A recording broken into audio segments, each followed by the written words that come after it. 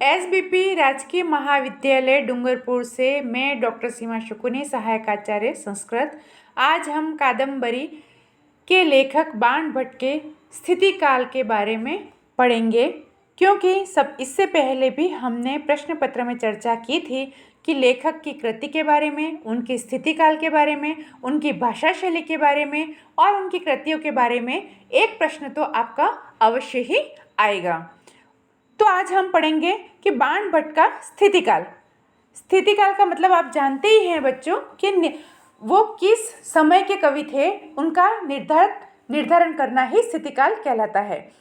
संस्कृत कविता कामिनी के पंचबाण महाकवियों में बाण भट्ट सम्राट हर्षवर्धन के दरबारी कवि थे। अतः बाण भट्ट का स्थितिकाल जो है वो निश्चित जैसा ही है। सम्राट हर्षवर्धन का जन्म 590 ईस्वी में हुआ।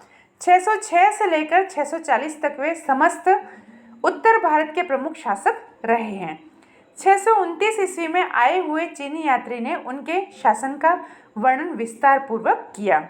अतः बाण भट्ट का समय सप्तम शतक का पूर्वार्ध ही होना चाहिए। इन सभी समयों को लेकर जो है वो स्थिति का निर्धारण किया जाता है। या फिर आप मत को भी देख सकते हैं कि जिन जिन लेखकों ने अलग अलग मत दिए हैं उन मतों को भी हम पढ़ेंगे। अन्य अनेक बाह्य प्रमाणों से भी बाण भट्ट का लगभग यही समय निश्चित होता है।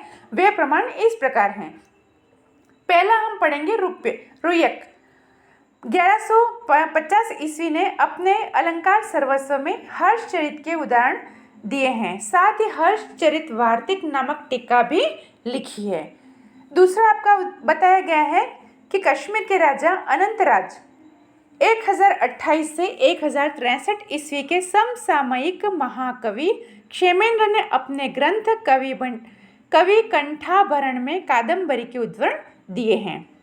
तीसरा इसमें बताया गया है कि काव्य अलंकार के टीकाकार नमी साधु 1069 ईस्वी ने हर्षचरित के आख्यायिका और कादम्बरी को कथा कहा है। चौथा है भोज 1025 ईस्वी ने यादृक् गद्य विधौ बाणः पद्य बंधे न तादृशः कहकर बाण के गद्य को उनके पद्य की अपेक्षा उत्कृष्ट बताया है। पांचवा बताया है आनंद वर्धनाचार्य 850 ईस्वी ने बाण भट्ट की दोनों गद्य कृतियों का संकेत किया है। छठा धनंजय 1000 ईस्वी ने अपनी कृति 10 रूपक में यथा ही महाश्वेता वर्ण न अवसरे भट्ट बाण से लिखकर बाण का उल्लेख किया है।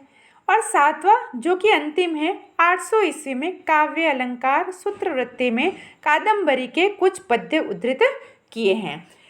इन सभी तथ्यों से उनका स्थितिकाल जो है वो, अतः हम कह सकते हैं कि बाण की ख्याति 800 ईस्वी तक दूर दूर तक फैल चुकी थी। अतः उनका समय हर्ष के समय में मानने में कोई असंगत नहीं है, अपितु सप्तम शतक का पूर्वार्ध ही उनका सुनिश्चित समय है। जहाँ कहीं पे भी ऐसे तथ्य मिलते हैं तो हम उनका समय जो है वो निर्धारित आसानी से कर सकते हैं, जिस तरह से बाण भट्ट जी का किया है। अब बाण भट्ट की जो रचनाएं हैं उनके बारे में हम पढ़ेंगे कि बाण भट्ट की कीर्ति कौमुदी को बिखेरने का श्रेय, कीर्ति कौमुदी का मतलब सभी जगह उनके जो यश प्राप्ति का श्रेय हर्षचरित और कादम्बरी नामक ग्रंथ गद्य ग्रंथों को है। ये दोनों ही गद्य ग्रंथ हैं। हम पहले भी चर्चा कर चुके हैं कि गद्य ग्रंथ का मतलब होता है अर्थात जिसमें कोई पद्य न हो, जिसमें कोई श्लोक न हो और जिसको आसानी से आप समास सहित वाक्यों को कहते हैं, उन्हें हम गद्य ग्रंथ कहते हैं। किंतु इन दोनों के अतिरिक्त भी बाण की कुछ और रचनाएं भी बताई गई हैं। उनके नाम तथा परिचय इस प्रकार हैं। सबसे पहला है आपका चंडी शतक। जैसा कि इसके नाम से ज्ञात है कि इनमें चंडी देवी की स्तुति परम श्लोक है। किंवदंतियों के अनुसार बाण भट्ट के शाप से मुक्ति पाने के लिए इसकी रचना की थी। दूसरा है पार्वती परिचय। यह एक नाटक है जो कि कालिदास के कुमार संभव की कथा पर आधारित है। कीथ महोदय इस नाटक को बाण भट्ट की रचना नहीं मानते हैं और वे लिखते हैं कि रचना और शैली दोनों की दृष्टि से पार्वती परिणय की दुर्बलता के कारण आलोचक इसे बाणभट्ट की रचना नहीं मानते, लेकिन हमें इन बातों पर ध्यान नहीं देना। हमें इतना जानना है कि उनका पहली जो रचना है वो चंडी शतक है और दूसरी जो है वो पार्वती। तीसरी है मुकुट ताड़ितक।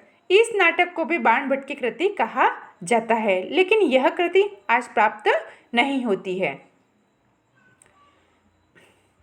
इस रचना का उल्लेख नल चंपू के टीकाकार चंडपाल और गुण विनयमणि ने किया और भोज भी श्रृंगार प्रकाश में इसे बाण की रचना मानते हैं। अलग अलग तथ्यों से ही किसी पुस्तक का हम निर्धारित कर सकते हैं। तो यहाँ पर भी इन्होंने भोज की श्रृंगार जो प्रकाश में इसे बाण की रचना को माना है, रचना मानते हैं।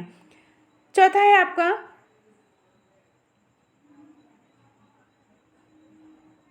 पद्य कादंबरी। क्षेमेंद्र ने औचित्य विचार चर्चा में बाण रचित एक पद्य उद्धृत किया है, जिसमें चंद्रापेट की प्रिया कादंबरी का विरह निवेदन है।